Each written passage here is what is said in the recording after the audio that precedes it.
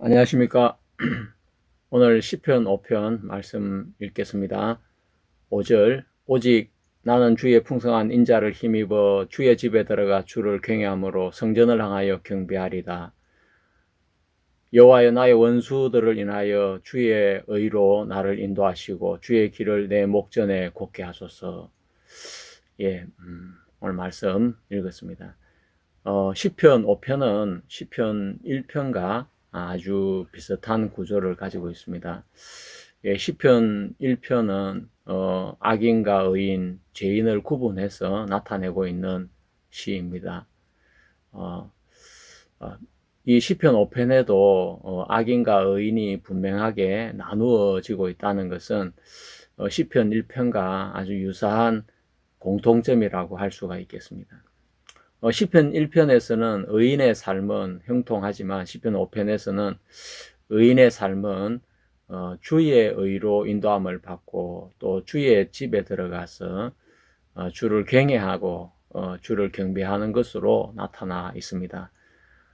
또 악인의 삶은 시편 1편에서는 망하리라고 했지만 시편 5편에서는 악이 주와 함께 유할 수 없기 때문에 그들을 멸하신다고 기록하고 있습니다.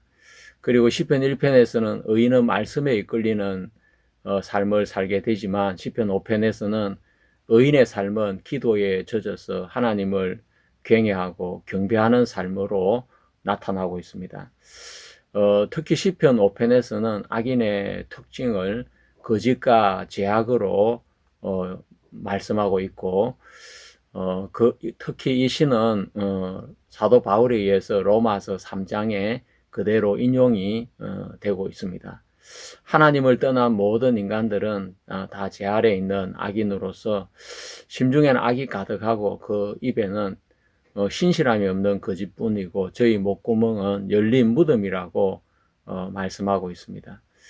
로마서 3장을 한번 읽어보겠습니다. 그러면 어떠하뇨? 우리는 나으뇨? 결코 아니라 유대인이나 헬라인이나 다 제 아래에 있다고 우리가 이미 선언하였느니라. 기록한 바 의인은 없나니 하나도 없으며 깨닫는 자도 없고 하나님을 찾는 자도 없고 다 치우쳐 한 가지로 무익하게 되고 선을 행하는 자는 없나니 하나도 없도다.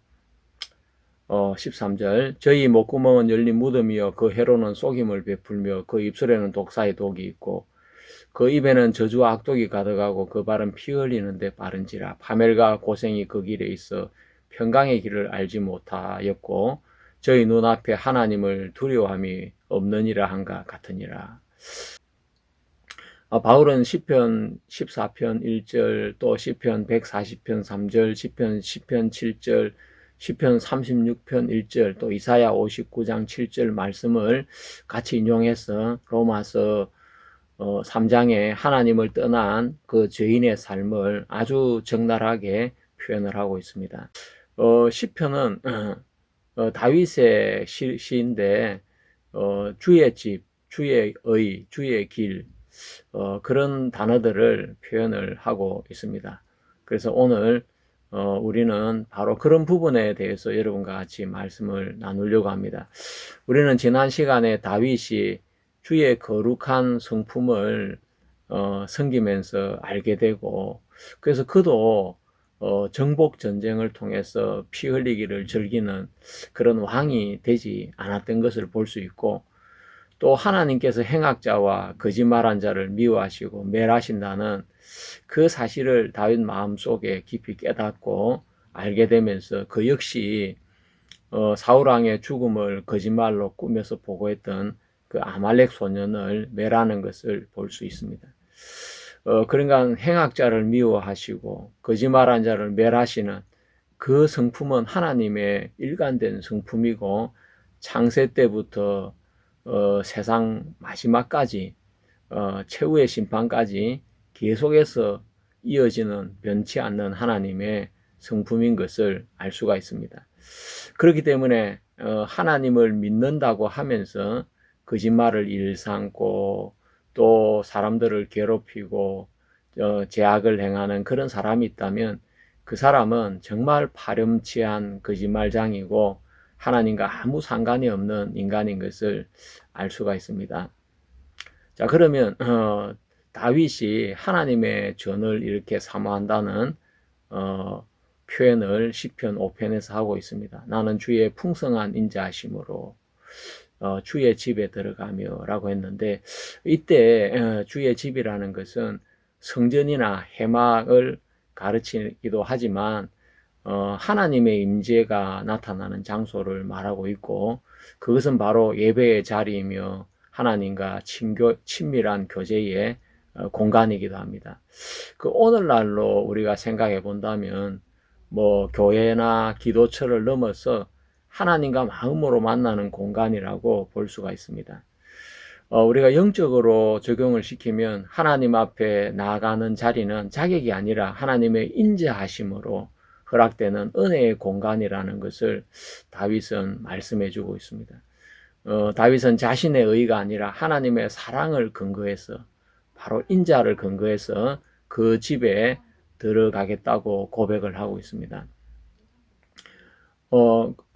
시편 중에 고라의 자손들이 쓴 시가 있는데 그들도 보면 하나님을 정말 경외하는 삶을 산 것을 볼 수 있습니다.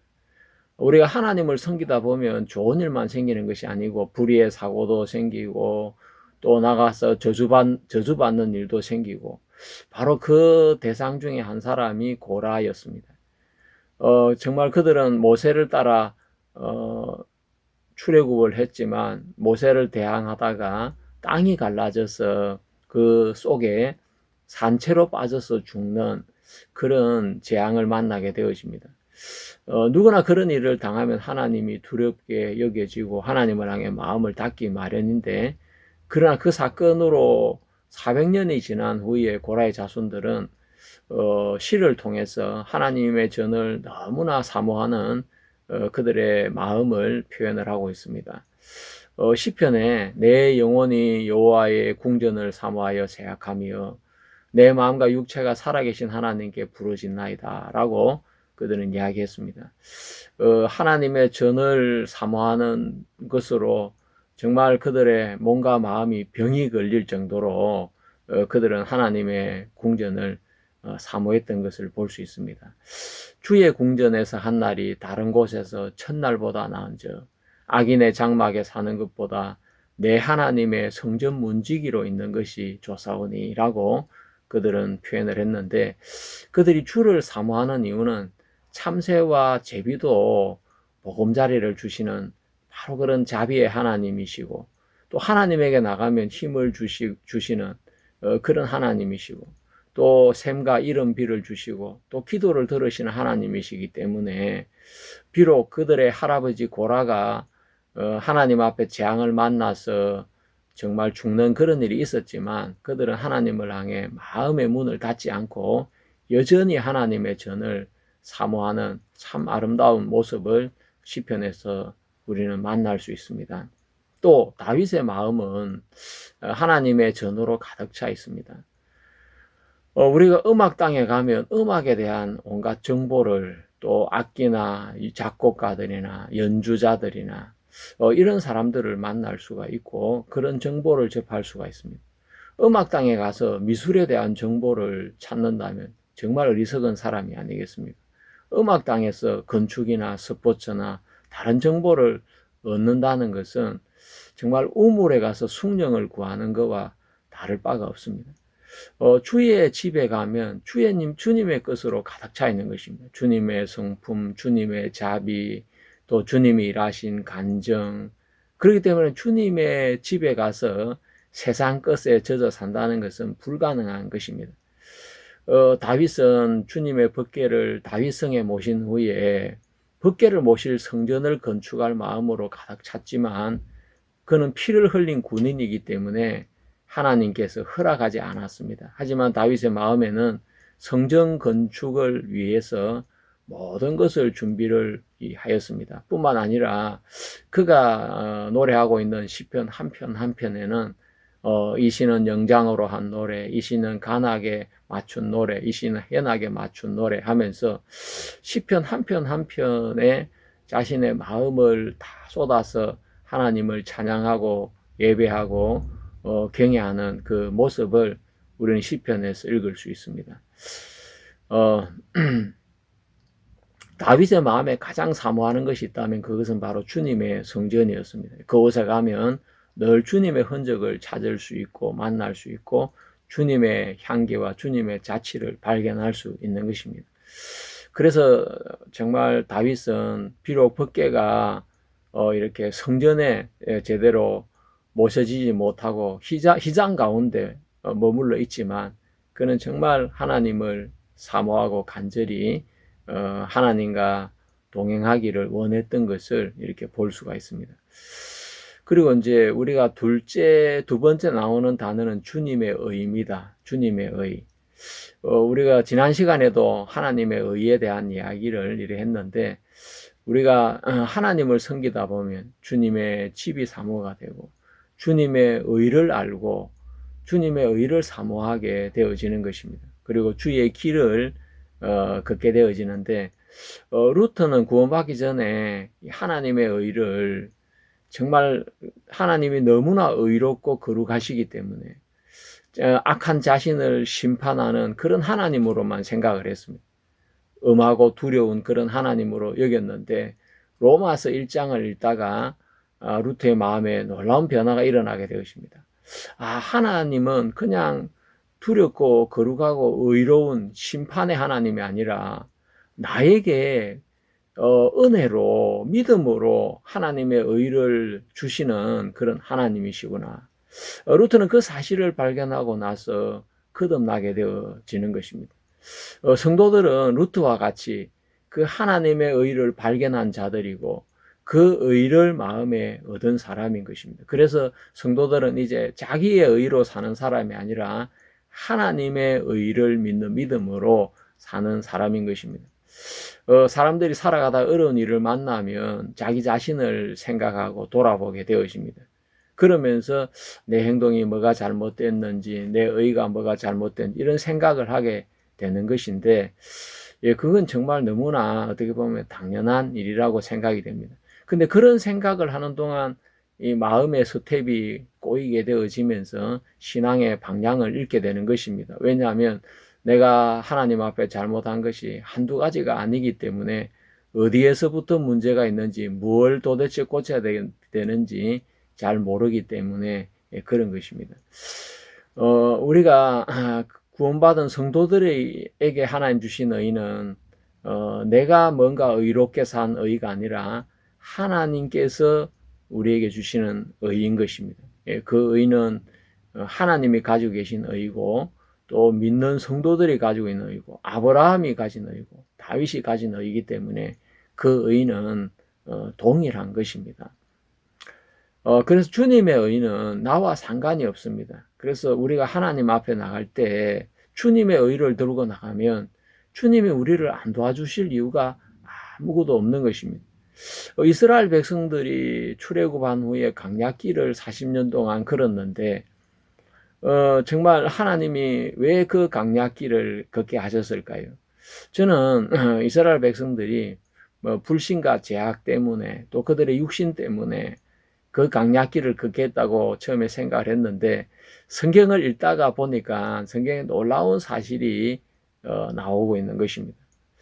그 민수기 22장에 모압 장로들과 미디안 장로들이 손에 복수의 애물을 가지고 발람에게 찾아가서 이스라엘 백성을 저주해 주기를 구했는데 발람이 하나님 앞에 기도할 때 하나님께서 이렇게 말씀을 하셨습니다. 이스라엘을 저주하지 마라. 하나님께서 저주하지 않으신 자를 내가 어찌 저주하며 여호와께서 꾸짖지 아니하신 자를 내가 어찌 꾸짖을꼬. 결국 발람은 이렇게 고백을 하게 되는 것입니다. 그러면 광야길을 걸을 때 정말 그들은 땅이 갈라져 죽기도 하고 불뱀에 물려서 죽기도 하고 여러 가지 정말 재앙을 만났는데 그럼 그 하나님이 저주해서 그런 일이 생긴 것이 아니라는 이야기인 것입니다. 그들의 양식이 떨어진 것이나 길이 좋지 않는 것이나 또 불뱀이 나와서 그들을 물어 죽인 것이나 모든 것은 하나님이 그들을 저주한 것이 아닌 거, 그들을 꾸짖은 것이 아니라는 거죠.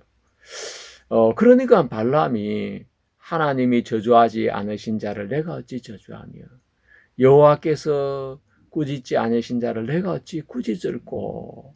하나님이 이스라엘 백성들이 아무리 잘못해도 그들을 저주하지 않고 꾸짖지 않으신 것입니다. 그렇다면 하나님이 구원받은 성도인 우리들을 꾸짖으시겠습니까? 저주하시겠습니까? 절대 아니라는 것입니다. 그리고 발람은 계속해서 이야기하기를 여호와는 야곱의 허물을 보지 아니하시며 이스라엘의 패역을 보지 아니하시는도다. 이것은 바로 하나님의 마음인데 정말 하나님이 이스라엘 백성들을 광야길을 가시면서 하나님은 이스라엘의 허물을 보지 아니하셨다는 것입니다.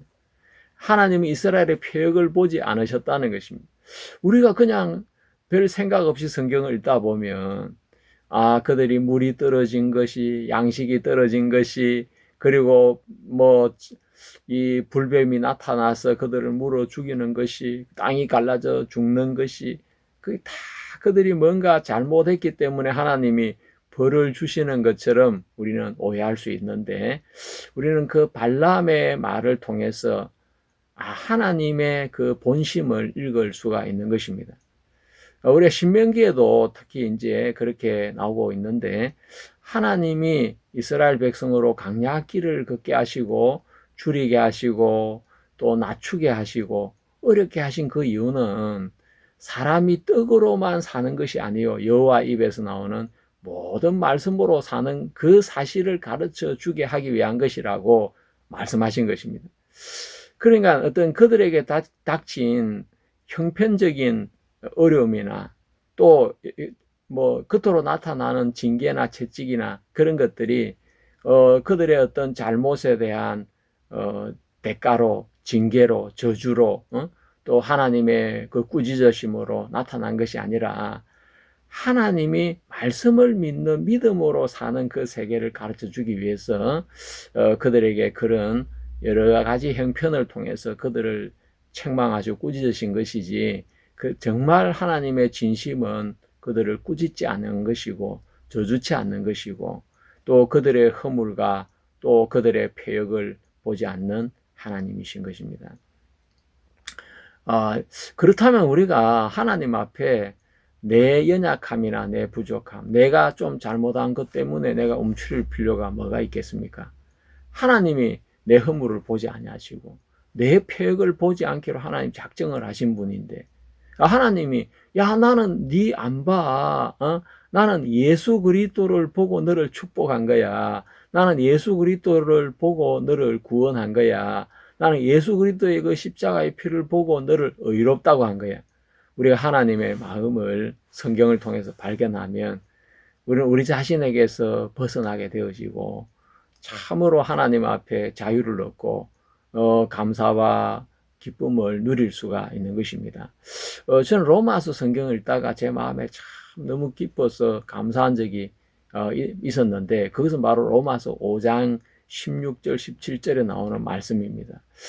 읽어 드리겠습니다. 이 선물은 범죄한 한 사람으로 말미암은 것과 같지 아니하니 심판은 한 사람으로 인하여 정죄에 이르렀으나 은사는 많은 범죄를 인하여 의롭다 하심에 이름이니라. 한 사람의 범죄를 인하여 사망이 그 한 사람으로 말미암아 왕노릇하였은즉 더욱 은혜와 의의 선물을 넘치게 받는 자들이 한 분 예수 그리스도로 말미암아 생명 안에서 왕노릇하리로다. 자, 우리가 심판을 받는 건 한 사람 때문이라 했습니다. 그 한 사람 아담을 이야기하는 것인데, 그러면 우리가 정말 지옥에 가는 거, 우리가 죄인이 된 거, 우리가 심판을 받는 거 한 사람 아담 때문이지 내가 무슨 죄를 많이 지어서 그렇게 심판을 받는 것이 아니라고 성경은 말씀을 해주고 있습니다. 그러면 우리가 의롭다함을 얻는 것도 내가 뭘 잘해서 의롭다함을 얻는 것이 아니라 한 분 예수 그리스도의 그 십자가의 공로로 그 한 분의 그 은혜로 말미암아 우리가 의롭다함을 얻어서 의인이 된 것입니다. 더욱 은혜와 의의 선물을 넘치게 받는 자들이 한 분 예수 그리스도로 말미암아 생명 안에서 왕노릇하리로다. 얼마나 좋은 말씀입니까?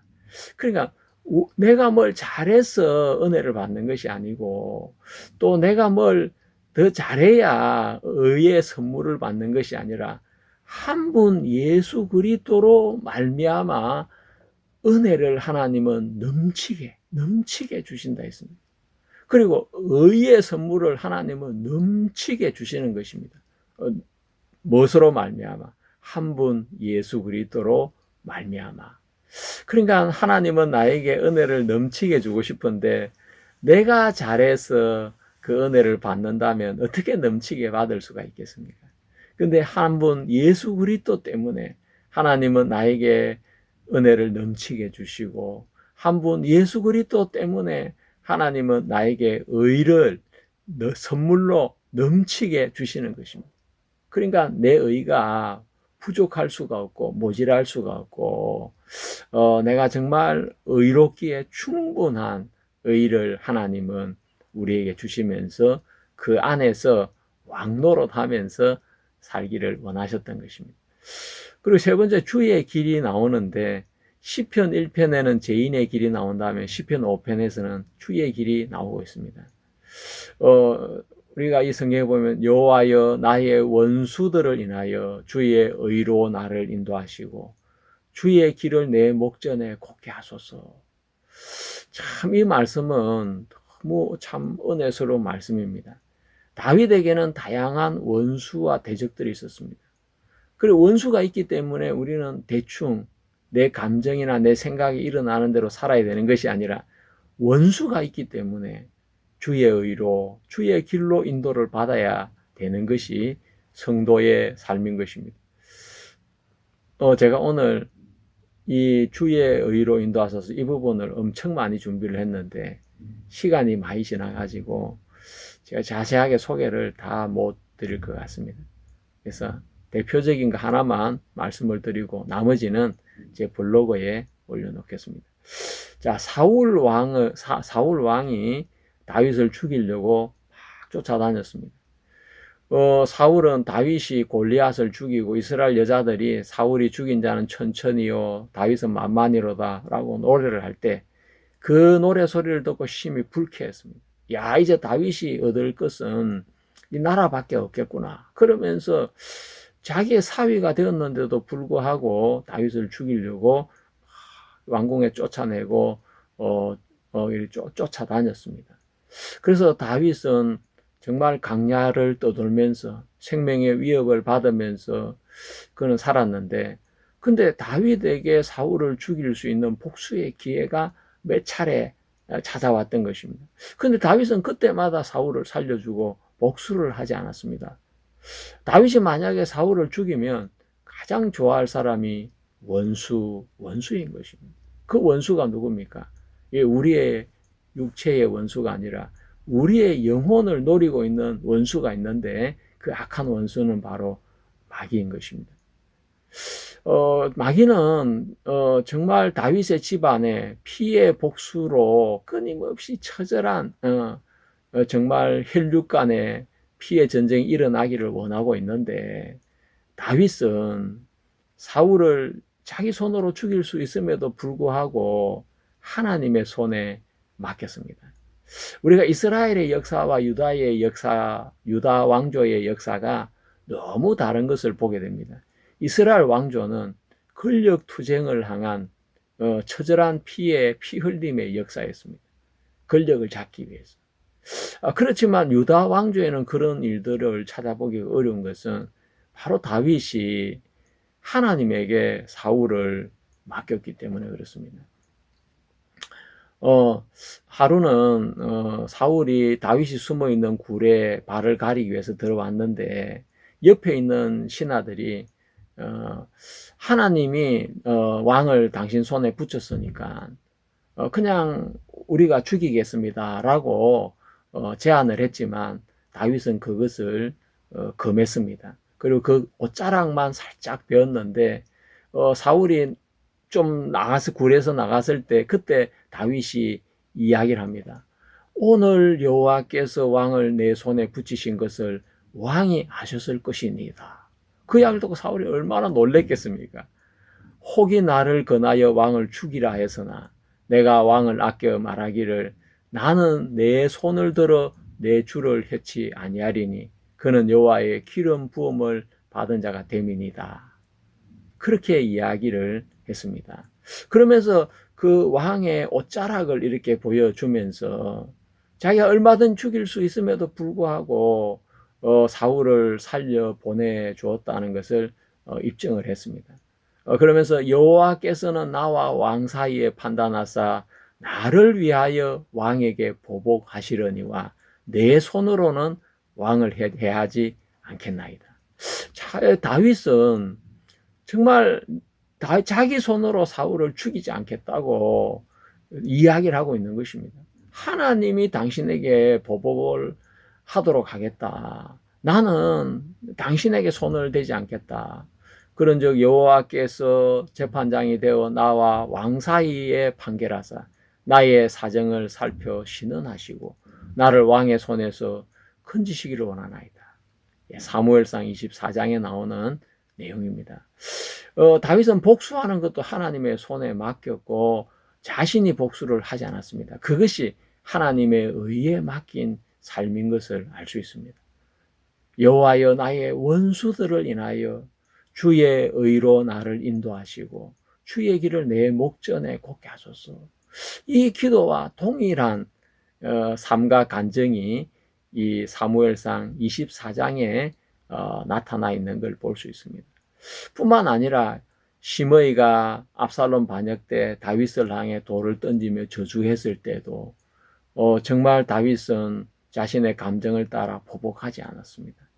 하나님의 정말 의에 부탁을 하고 하나님의 은혜 앞에 맡겼던 것입니다. 뿐만 아니라 요압 장군이 자신의 마음을 알면서도 자신의 명령을 알면서도 아브넬을 죽이고 압살롬을 죽이고 아마사를 죽이고 그렇게 행동을 했을 때도 자기의 신하인 그 요압을 향해서 자기가 뭐 강등을 시킨다든지 사형을 시킨다 그렇게 하지 않고 하나님의 자비 앞에 요압을 맡기는 걸 볼 수 있습니다.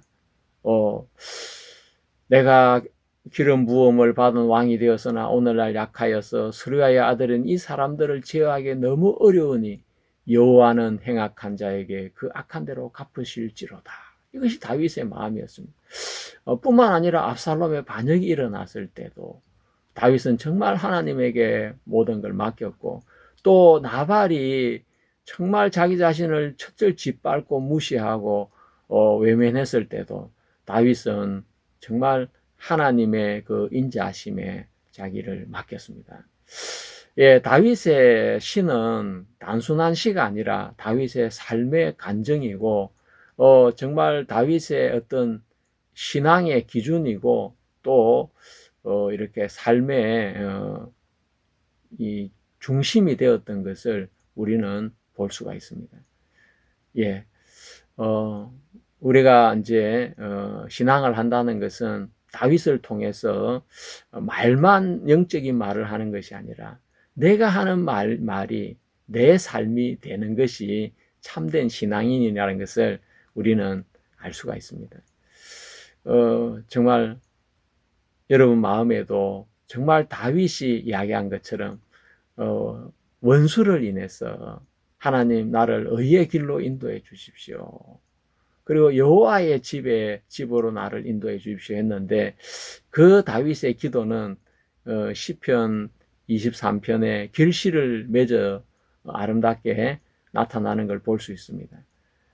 시편 23편에 내 영혼을 소생시키시고 자기 이름을 위하여 의의 길로 인도하시는도다. 또 나의 평생의 선하심과 인자하심이 정녕 나를 따르리니 내가 여호와의 집에 영원히 거하리로다. 정말 다윗은 하나님 앞에 기도한 그 기도가 시편 23편을 통해서 이루어져서 또 하나님 앞에 감사의 찬양을 드리는 것을 볼 수가 있습니다. 여러분 저는 이번에 시편을 공부하면서 참된 신앙이 무엇인지를 더 정확하게 알게 되었습니다. 제가 시편 이 강의에 가장 큰 축복을 받은 사람이 저라는 마음이 들으십니다. 여러분께서도 이 시편을 통해서 정말 하나님의 큰 축복을 받는 여러분이 되시기를 바라고, 또 다윗의 믿음을 배워서 여러분도 다윗처럼 믿음의 사람이 되어서 하나님과 동행하시는 여러분이 되시기를 바라겠습니다. 감사합니다.